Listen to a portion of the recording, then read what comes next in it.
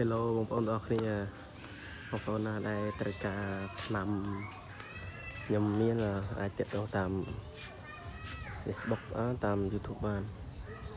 អានេះគេហៅអីណាមស្វីតាក់អានេះផ្ទះខ្ញុំមានច្រើនខ្ញុំដាំអានេះជាត្រូវរោគច្រើនត្រូវដើម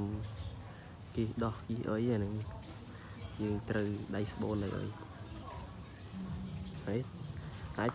បើបងប្អូនលេខទូឆាតទូមក Telegram បានស្លេក0 060 64 52 06អាចតាក់ទងមកបានមកស៊ូតម្លៃក៏បានដែរឥឡូវទុំហើយខែប្រាំងនេះថ្លៃតែបើវាថ្លៃប្រហែលនេះតែនេះយើងផឹកវាត្រូវគីដោះគីអីដៃស្បូនអីផឹកទៅជាសះស្បើយខ្ញុំទៅមកអត់ដឹងដែរម៉ែបងម៉ែខ្ញុំគិតផឹកដែរ